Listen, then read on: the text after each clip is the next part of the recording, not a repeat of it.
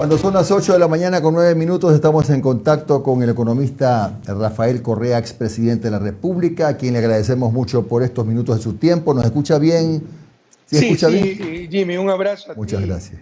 a todos a Alondra, a todos los compañeros allá, y por favor, no hagan propaganda de comida ecuatoriana cuando me vayan a entrevistar, no sean crueles. Bueno, economista. Ya estoy soñando en humitas, yo ya me desconcerté. Sí, obvio. A ver, economista, la primera pregunta que es la válida para entrar en contexto. Ese acuerdo que se había anunciado de gobernabilidad, UNES, Partido Social Cristiano y Creo. ¿Es correcto lo que le voy a decir, que lo hicieron directamente los tres líderes de esos partidos? Rafael Correa, Guillermo Lasso y Jaime Nebot. ¿Y cuándo? Sí, ahora, si me permite contextualizar, pero tengo que alargar. Si nadie tiene mayoría absoluta en una asamblea, eso significa que ese pueblo está pidiendo que se hagan alianzas y se satanizan las alianzas. Es un absurdo. Tengamos claro causa-efecto, ¿no? El efecto de no tener un bloque por sí solo mayoritario en una asamblea significa que hay que hacer alianzas. La causa es que nadie alcanzó, ¿no? La causa es que nadie alcanzó mayoría en la asamblea. El efecto es buscar alianzas transparentes, abiertamente, con total información, que fue lo que hicimos. Primero con Pachacuti y Socialdemocracia, pero Izquierda Democrática, fue imposible. Imposible. Pachacuti son los membretes, ¿no? Que son de izquierda, pero tienen de izquierda, derecha, odiadores, gente que quiere ser como Estados Unidos, gente que nos quiere volver al Tahuantinsuyo, entonces afanes personales, odio, es muy duro, muy difícil. Entonces, mucho más seriedad encontramos en el Partido Social Cristiano y dijimos claramente, señores, sí, podemos llegar a un acuerdo de gobernabilidad, como lo dijimos también el 11 de abril, ¿no? Y nosotros nos mantenemos en nuestra posición. Ustedes manejan la presidencia de la Asamblea, se responsabilizan de sacar adelante el país, pero nosotros seguiremos representando ese 48% que no votó por el neoliberalismo. 6 de mayo, en casa de Henry Kronfle, se reúne Jaime Nebot, se reúne Guillermo Lasso, se reúne Camilo Samán, mi representante, ¿no? Y me llaman. Y por primera vez en 5 años, en el 2015 por lo menos, que no hablo con Jaime Nebot, la última vez que hablé lo encontré en un evento de la Contraloría en Guayaquil. Creo que 10, 12 años que no hablaba con Guillermo Lasso. La última vez que hablé lo recibí en Carondelet porque yo era el autoritario, que no hablaba con nadie. Yo recibía a todo el mundo, yo no me sometía a nadie. Y me vino a hablar de la banca 2009, 2010. Ya de ahí no he vuelto a hablar. Y hablamos. Y dijimos, vea, presidente, el pueblo votó por usted, una pequeña mayoría, pero votó por usted. Jamás espere de nosotros desestabilización. Lo más urgente es movilizar al país. Estamos inmovilizados. Moreno destrozó al país con el programa de Lasso, pero lo destrozó. Hay una anomia total. Tenemos que avanzar hacia algún lado. La gente se nos está muriendo. Pensemos en los pactos de la Moncloa, después una dictadura sangrienta en España. Las agrupaciones políticas hicieron un contrato social, un pacto para sacar adelante a España. Y mira dónde está España ahora. Tenemos que ser responsables. Sí. Henry Kronfle, la Asamblea, a nosotros nos duele siempre. Yo le expliqué eso a nuestra dirigencia, militancia, muchas veces, a queridos amigos perseguidos por los Social Cristianos. Le dije, hemos tenido que hacer esto, pero no hemos obtenido mayoría. Creemos que es el mal menor y lo necesita el país, ¿no? Y se selló el acuerdo con una comisión de la verdad que le ofreció Lasso en campaña, dizque para revisar la corrupción de la década robada. Perfecto, le tomamos la palabra. Que venga esa comisión de las Naciones Unidas a ver supuestamente los 70.000 millones perdidos en corrupción y quiénes son los verdaderos corruptos. Pero no pidieron amnistía ni nada, pero no pidieron amnistía ni indultos, nada. Que no se interfiere en la justicia, eso sí que quede claro. Que no se interfiere en la justicia. Porque perdónenme, pues María Paula Romo se reunía con la fiscal, con la jueza Camacho, a ver cómo nos hundía. Si había un juez que quería dictar sentencia en función de la verdad, le mandaban a drones a su casa, le mandaban patrulleros, le amenazaban con allanar la casa de sus familiares. Los jueces actuaron bajo una presión brutal por parte de María Paula Romo y de Moreno. Eso la gente lo sabe el sistema de justicia, no tapemos el sol con un dedo. Entonces, el ofrecimiento era parar el lawfare, parar la persecución política y dejar actuar libremente a los jueces. Y con eso llegamos al acuerdo. Faltaban detalles. Eso fue jueves 6 de mayo.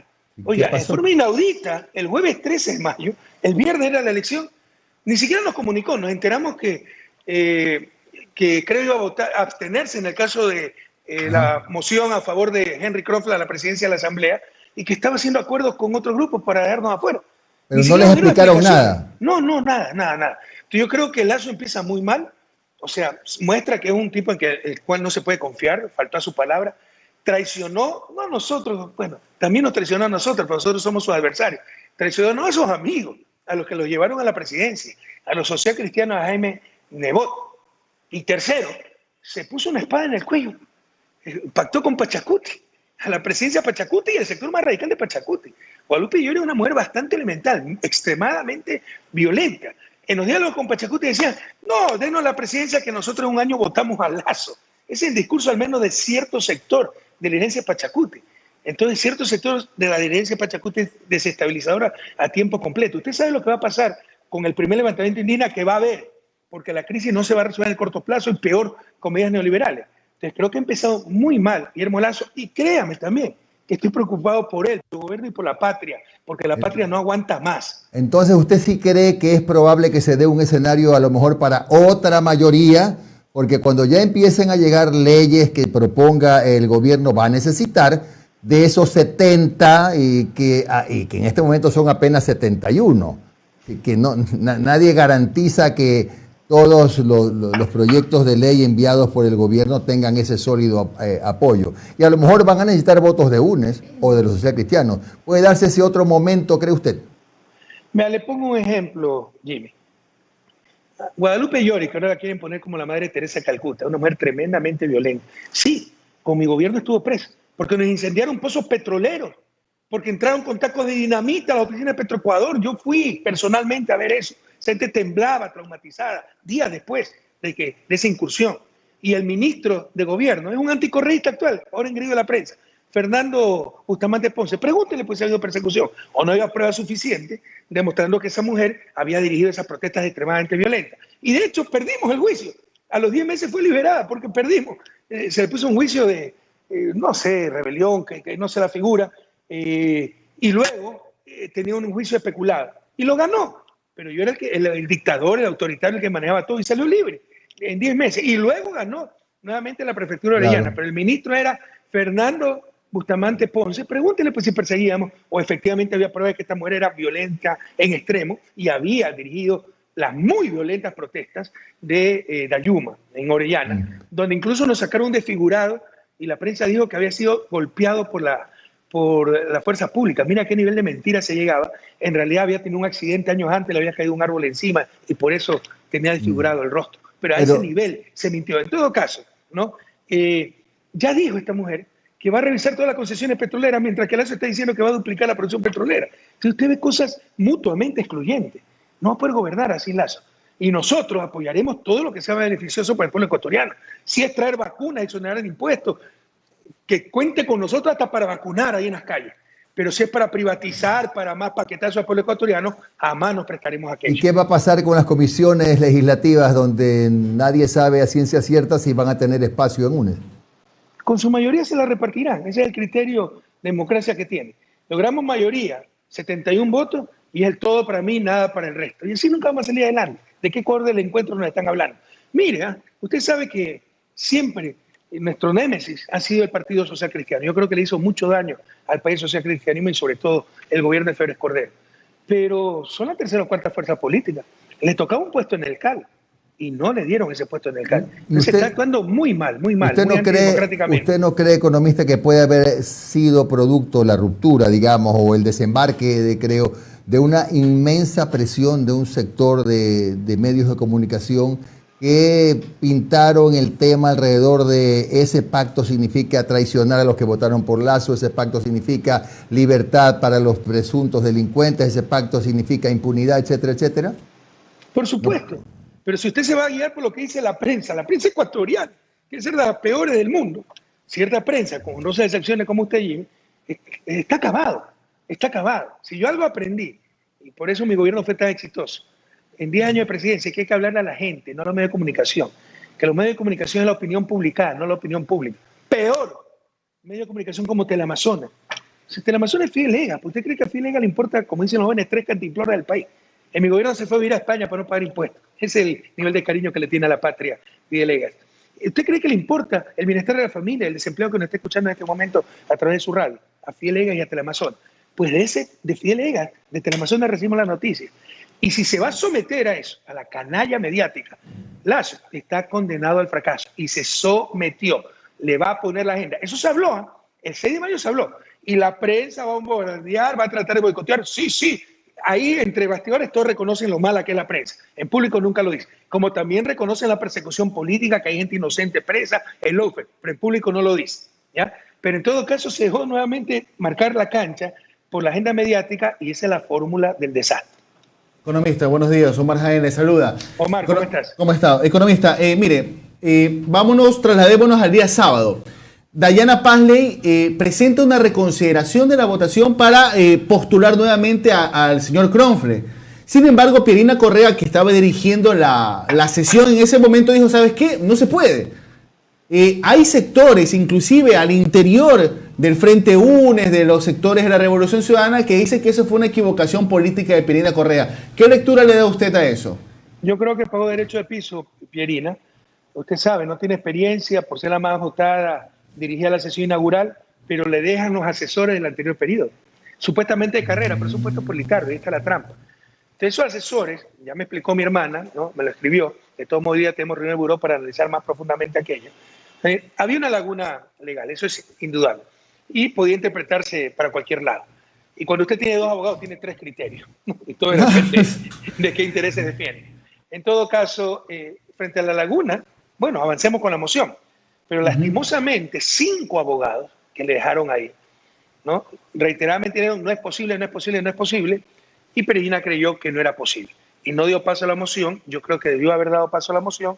De hecho, Diana Pasley puede presentar una acción de protección, porque es un acto administrativo y le negaron su derecho a elegir, ¿no? Y a presentar una postulación. Y cuidado, esto no es que es irrelevante porque, bueno, los otros ya tenían mayoría. No, el orden de votación puede alterar el resultado de la votación, ¿no? Si usted tiene un sándwich, lo pone a escoger entre sándwich de chancho y sándwich de pollo, probablemente escoge el sándwich de chancho. Entre sándwich de pollo y sándwich de mortadela, probablemente sándwich de pollo. Lo obvio es que entre sándwich de chancho y sándwich de mortadela, escoge el de chancho, ¿verdad? Pero puede escoger el de mortadela, porque las preferencias son intransitivas. Una serie, a mí me encanta la teoría política. Entonces son las inconsistencias de la votación. Ahora por eso le han hecho sándwich a Pierina. Quien maneja la agenda no puede determinar el resultado de una votación. Ahora usted. Determinando el orden de la votación. Entonces, sí pudo ser muy costoso ese error, si cabe el término, porque yo sí creo que frente al vacío debió haber dado paso a la moción. Ahora usted no nos hable de sándwiches, que también acá tenemos hambre, pues, economista. Ahora, a ver, dado el escenario, digamos que se consolida mañana este acuerdo, creo, Pachacutic, Izquierda Democrática Independiente, de 71 votos con el reparto de las comisiones. Perfecto, digamos que avanza eso. ¿Están conscientes ustedes que va a venir la cacería por captar 1, 2, 3 o 4 curules de los que quedan, como para por lo menos ampliar de 71 a 80 o 81 votos, como para tener un colchón para votar ciertos proyectos de ley, ¿no? Omar, probablemente, pero no podemos banalizar esas prácticas políticas. En otros países, como se vota es por corriente ideológica, por un partido, no por nombre, el asambleísta que hace eso pierde su curul. Entonces no podemos banalizar esas cosas, eso es corrupción, eso es prostituir la voluntad popular. Ellos sacaron tantos votos, nosotros tantos votos, nos corresponden tantos asambleístas, ellos tantos. Luego tratar de comprar asambleístas, eso se llama corrupción. Es que son sabidos, son vivos. Somos tan vivos que llevamos 200 años en su desarrollo. Debemos mejorar la calidad de la política. Primera reflexión. Segunda reflexión. Muchas veces no relacionamos causa con efecto. Pero usted quiso hablar con el socialcristianismo, con Creo. Sí, no tenemos mayoría en la asamblea. Si no hay un bloque mayoritario en la asamblea, ¿qué significa eso? Que el pueblo está ordenado, porque hay que hacer alianza. De palo porque boga, palo porque no boga. Ahora palo porque se hacen alianzas. Entendamos que si queríamos que no se hicieran alianzas, tenía que haber un bloque mayoritario, ¿no? Tercera reflexión. Esto es consecuencia de la irresponsabilidad de Litardo, de María Paula Romo, que por perjudicar al correísmo cambiaron el método de asignación de escaños. Tú lo conoces todo bien, Jim.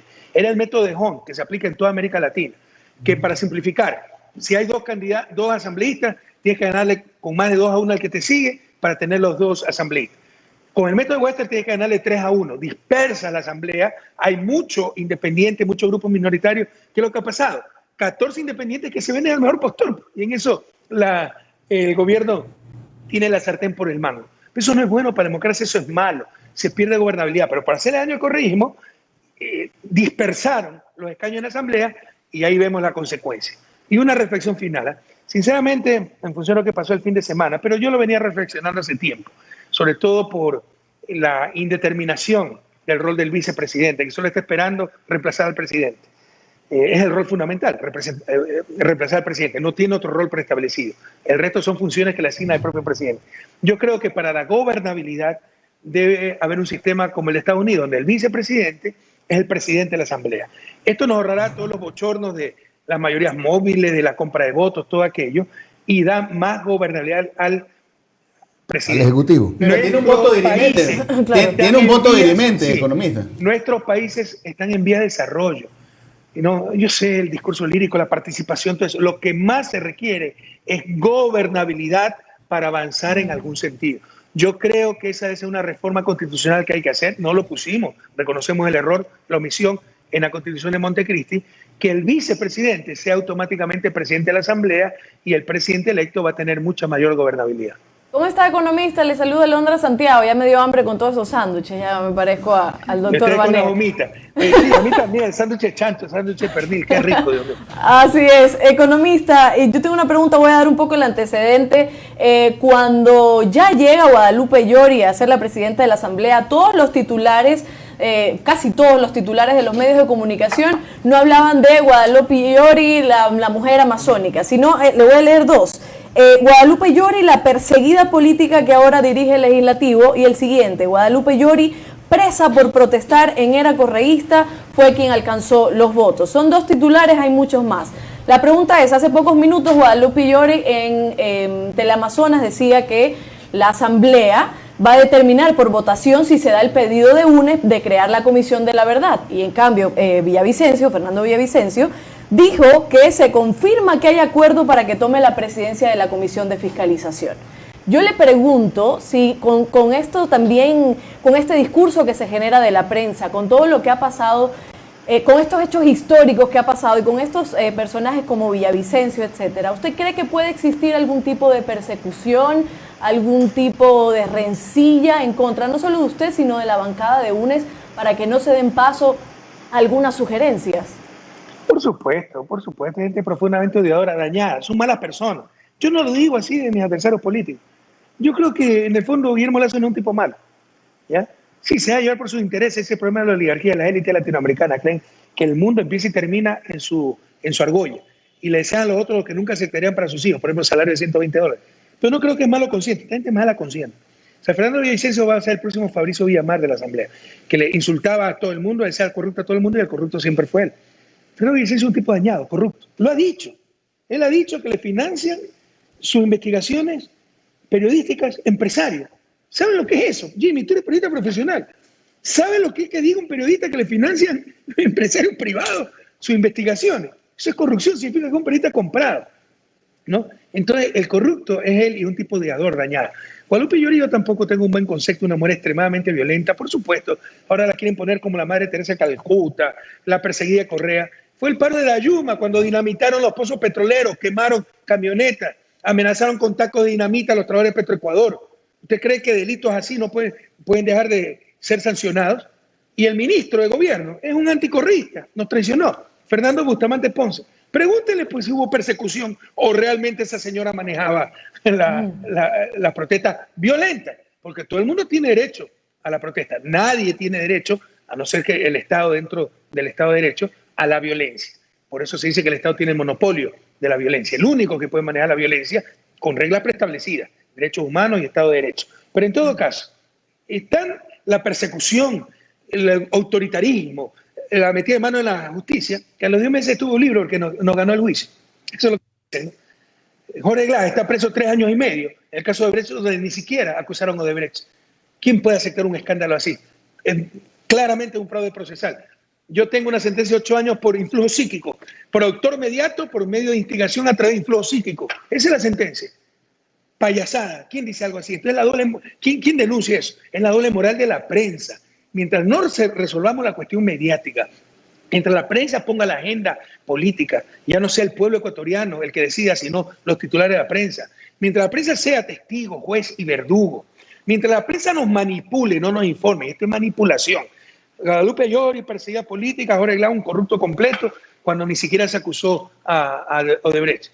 O el caso sobornos cuando no hay un contrato que se haya dado a cambio de dinero. Si no pregunten, no hay materialidad del delito. Solo repiten sin demostrar nunca nada. Mientras tengamos esa clase de prensa, no tendremos ni democracia, porque la democracia se basa en la verdad para tener elecciones libres. Si usted no tiene verdad, no tiene libertad de elegir, y no tendremos desarrollo, porque escogeremos los peores, como está viendo. Con todo respeto, Guadalupe Llori, no tengo un buen concepto de esta señora, o un tipo como Villavicencio, un tipo malo, dañado, solo le gusta hacer daño, no propone nada, solo destruye. Economista, y la última pregunta, y tal vez dentro de mi ingenuidad, como siempre le digo a Jimmy, en el fin de semana yo comentaba y decía, ¿por qué UNES no habla tanto? ¿Qué está pasando? Está en silencio, la gente se preguntaba mucho esto. ¿Cuál es el siguiente paso para la bancada de UNES? ¿Lo escucharemos más? ¿Harán más propuestas o se quedarán un poco resentidos tal vez con todo lo que está sucediendo? Pero nosotros hablamos, lo que pasa es que tenemos un blindaje mediático terrible. Usted lo ha dicho, los titulares sobre Llori. Dice cualquier cosa Vicencio, como es contrario nuestro, lo van a replicar en todos los medios de comunicación hegemónicos. Nosotros, digamos, del mejor discurso de la historia en la Asamblea, si es nuestro, no lo van a publicar, no le van a publicar de una sola letra. Entonces eso se llama la censura, la manipulación, el blindaje mediático. Y que tendremos que seguir luchando contra eso, pero no nos engañemos, mientras no resolvamos la cuestión mediática. Entonces Correa, que no le gusta la crítica, que es enemigo de los periodistas. Mi segunda hija es periodista. Y la prensa es fundamental para la democracia, pero una buena prensa, que una mala prensa es mortal para la democracia. Y la prensa ecuatoriana hegemónica es muy mala. Teleamazonas de Fidel Ega. Espinosa Los Monteros, se supone que es locutor de noticias, pero con su gesto, aprueba, desaprueba, condena, sobresee. ¿Qué es eso? Eso usted no encuentra en Europa, no encuentra en Estados Unidos. Entonces entendamos, como no hay cómo comparar, como mucha gente no ha vivido en otros países, sobre todo en países desarrollados, no se da cuenta de cómo nos manipula la prensa. Pero mientras la prensa sea la que gobierne antidemocráticamente, ilegítimamente, inmoralmente, no tendremos obviamente ni democracia, pero tampoco saldremos del subdesarrollo. Gracias al economista Rafael Correa Delgado, expresidente de la República, por estos minutos de su tiempo. Buen día, economista. Muchas gracias, Jimmy, Omar, Alondra. Un abrazo a Guayaquil y a toda la patria.